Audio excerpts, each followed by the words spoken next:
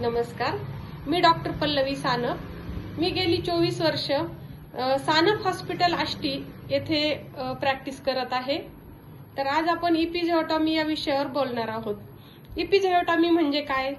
तर जेव्हा डिलिव्हरी नंतर खाली टाके पडतात त्याला इपिझिओटॉमी असे म्हटलं जातं. तर इपिझिओटॉमीची काय काळजी घ्यायची? बऱ्याच जणी मला विचारतात की आता याची काय काळजी घ्यायला पाहिजे, हे टाके किती दिवस राहतील, ते बरे कधी होतील, हे काढावे लागतील का? तर ह्या बऱ्याच प्रश्नांची उत्तरं आज मी देणार आहे. तर सगळ्यात पहिला प्रश्न असतो, आता हे टाके काढायला यावं लागतील का मॅडम? तर नाही, हे टाके काढण्याची गरज नसती. हे टाके आंघोळ केल्यानंतर एक 15 ते 3 आठवड्यामध्ये हे टाके गळत असतात. दुसरा प्रश्न असतो, याची काळजी काय घ्यायची? मी काय खाऊ, मी काय पिऊ, नंतर मी ह्या टाक्यांची काळजी कशी घेऊ, हे टाके तुटतील का?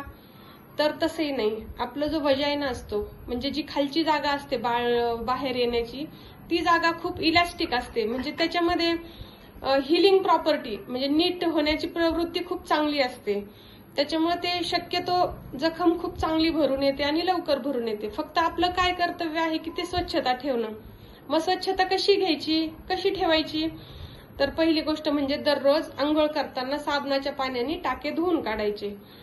त्याचप्रमाणे आंघोळ झाल्यानंतर एखाद्या टबमध्ये कोमट पाणी घ्यायचं, त्याच्यामध्ये 5 ते 10 ml डेटॉल किंवा सॅव्हलॉन टाकायचं आणि त्याच्यात एक साधारणपणे 10 ते 15 मिनिटं पेशंटनी बसायचं.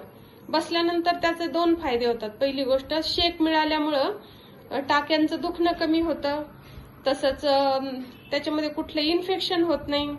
अशा प्रकारे हे 2 फायदे होतात.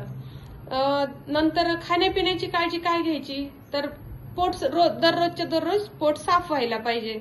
मग त्याच्यासाठी तुम्ही जेवणामध्ये पालेभाज्यांचा वापर करा, ज्याच्यामध्ये फायबर्स असतील. म्हणजे काकडी असेल, टोमॅटो असेल, पालेभाजी असेल. लिक्विड डाएट जास्ती प्रमाणात घ्या.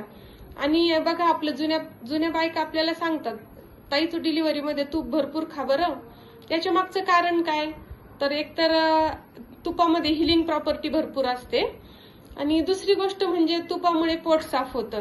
म्हणजे बघा बरं, आपल्या जुन्या ज्या काही पद्धती आहेत त्या किती छान आहेत त्या. तर अशा पद्धतीने आपण खाण्याची काळजी घ्यायला पाहिजे. आणि तरीही तुमचं पोट साफ होत नाहीये, तुमची टॉयलेट कडक होत आहे, तर अशा वेळेस तुम्ही डॉक्टरांच्या सल्ल्याने औषध घेऊ शकता. पोट साफ होण्यासाठी तुम्ही औषध घेऊ शकता. दुसरी गोष्ट म्हणजे टाके कोरडे करून त्या जागी मलम लावायचा. आता तिसरा प्रश्न असतो पेशंटचा मला की आता मॅडम मग आता किती दिवस लागतील हे टाके गळून पडायला?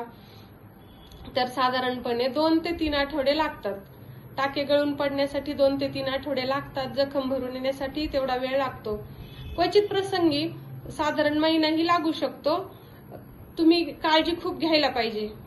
नंतर पुढचा प्रश्न असा होता की ती जागा पूर्ववत होते का?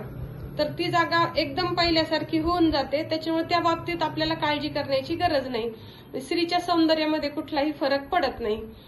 आणि बसताना फक्त एक काळजी घ्यायची की पालथी मांडी टाकून बसायचं आणि जास्त वेळ बसायचं नाही. तुम्ही बाकी चालणं फिरणं करू शकता, पण फक्त बसताना मात्र त्या जागेवर प्रेशर येईल अशा पद्धतीने बसायचं नाही. बाकी मग तुम्ही सर्व प्रकारे नॉर्मल लेडीज प्रमाणे तुम्ही हालचाल करू शकता. एकदा जखम भरून आली की तुम्ही थोडे थोडे व्यायाम पण सुरू करू शकता, जेणेकरून तुमचं वाढलेलं वजन पण कमी होतं.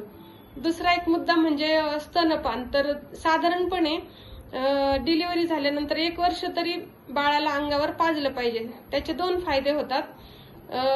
स्त्रीचं वजनही कमी होतं आणि बाळालाही आईच्या दुधाचे फायदे मिळतात आणि आईशी त्याची जवळीक ही कायम राहते. तर परत एकदा भेटूया अशाच एखाद्या नवीन विषयामध्ये. नमस्कार.